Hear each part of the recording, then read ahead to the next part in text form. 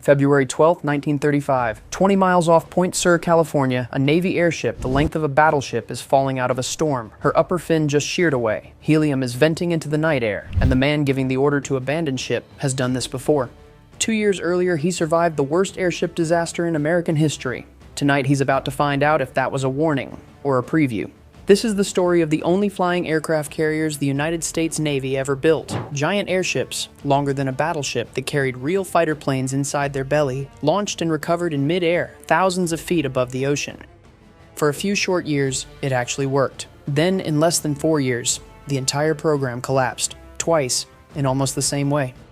The first time, it killed nearly 80 men.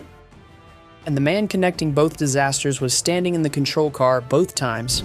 To understand how any of this happened, you have to go back to 1925, to a quiet valley in Noble County, Ohio. That September, the Navy's first rigid airship, the USS Shenandoah, was torn apart by a storm in midair. 14 of the 43 men aboard were killed. It was America's first major airship disaster, and it should have ended the program right there. It didn't. Instead, the Navy doubled down. In 1926, it committed to a new generation of airships, built stronger, filled with safe, non-flammable helium instead of hydrogen.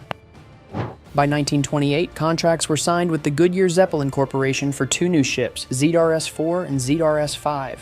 They would become the USS Akron and the USS Macon. The man who pushed hardest for them was Rear Admiral William Moffett, chief of the Navy's Bureau of Aeronautics. Moffett believed rigid airships were the future of naval scouting, eyes over the open ocean that no surface ship could match. He was about to be proven half right. Akron was commissioned on October 27, 1931 at Lakehurst, New Jersey. She was 785 feet long, longer than a Tennessee-class battleship, 8 Maybach engines, 6,700 horsepower, a cruising speed of 55 knots, a crew of 60 men living and working inside a structure built almost entirely of aluminum and fabric. Days after commissioning, she flew over Washington, D.C. Crowds gathered in the streets just to watch her pass overhead. In the middle of the Great Depression, she looked like proof that American engineering could still do the impossible, and in some ways, it could. Because Akron and Macon weren't just airships, they were flying aircraft carriers. Hidden inside each hull was an internal hangar, capable of holding up to 5 fighter planes. A retractable arm called a trapeze could lower through a hatch in the belly of the ship, snag a fighter out of the open sky, and reel it back inside. Mid-flight, no runway required. The plane built to do this was the Curtiss F-9C Sparrowhawk, a small snub-nosed biplane with 2 machine guns and a hook mounted above its top wing. Here's the part most people don't know. The Sparrowhawk wasn't chosen because it was the best fighter the Navy had. It was chosen because it was the only fighter small enough to physically fit through the airship's hangar door. Think about that for a second. The plane wasn't built for the mission. The mission was built around whatever plane happened to fit through the hole, and that mismatch was about to matter more than anyone expected. The trapeze, the hangar, and the aircraft had never been engineered together as one system. They were bolted together after the fact. On Akron specifically, 2 structural girders blocked off 2 of her 5 hangar bays. She could only ever carry 3 Sparrowhawks instead of 5. For one brief moment, none of that seemed to matter. The system worked. Pilots learned to fly underneath the airship, climb up into the slipstream, and hook onto the trapeze bar on the first or second try. Akron and Macon flew real fleet exercises. They scouted real stretches of ocean.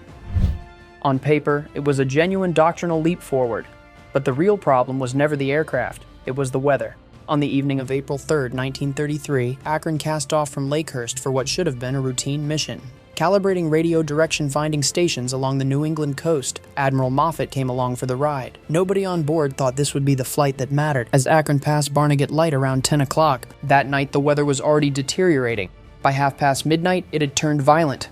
Wind gusts of terrific force slammed into the ship, throwing her up, then down again and again. At some point in that chaos, Akron's tail struck the surface of the Atlantic. Historians still debate exactly why. Some say the captain misjudged his altitude trying to climb out of a downdraft. Others point to a faulty barometric altimeter, miscalibrated for the storm's low pressure, telling the crew they were higher than they actually were.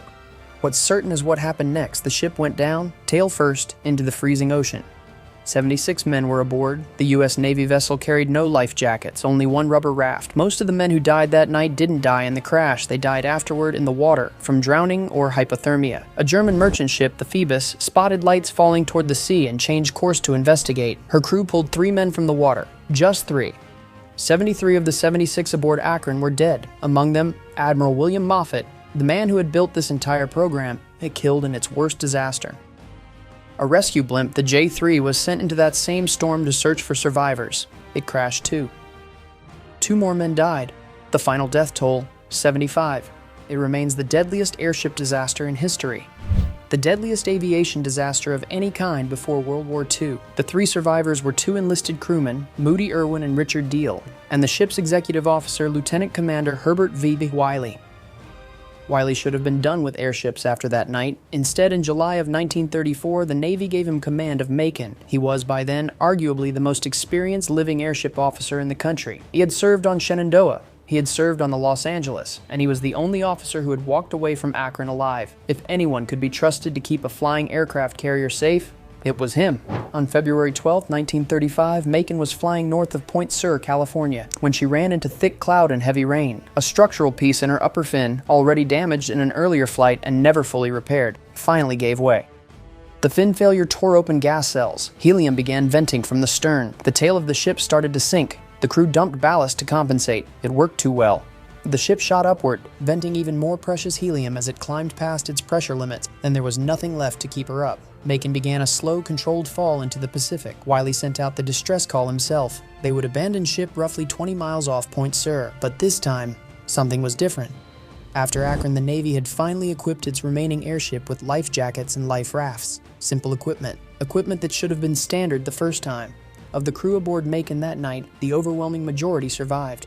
Wiley himself personally pulled a crewman from the water at risk to his own life and was later awarded the Navy and Marine Corps Medal for it. One disaster killed 73 of 76 men. The next one, almost identical in shape, killed 2. The entire difference was a handful of life jackets nobody had bothered to load the first time. The loss of Macon ended the U.S. Navy's rigid airship program for good. No flying aircraft carrier was ever built again, not by the United States, not by anyone.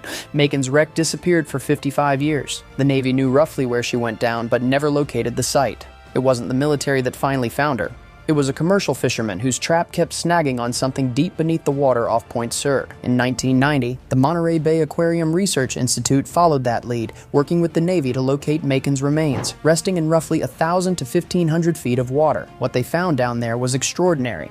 4 Curtiss Sparrowhawk biplanes still sitting on the seafloor where they sank with the ship. Decades later, remotely operated cameras captured one of their skyhooks, still clearly visible in the silt, the exact piece of hardware that once let a fighter plane dock inside a flying ship, sitting untouched on the bottom of the Pacific. Today, some engineers and naval planners look at unmanned drone motherships, aircraft designed to launch and recover swarms of smaller drones in flight, and see an echo of what Akron and Macon were trying to do nearly a century early. Nobody is calling it a direct revival, but the basic idea, carrying smaller aircraft inside a larger one, launching and recovering them on the move, never actually died. It just went quiet for almost 100 years. 2 airships, 2 storms, 2 years apart. One man who lived through both, and on the floor of the Pacific Ocean, a single rusted hook, still waiting for a plane that's never coming back. If you want more stories like this, classified programs, forgotten machines, and the engineers who built things decades ahead of their time, make sure you like this video and subscribe for more, and let me know in the comments, do you think a flying aircraft carrier could ever actually work today?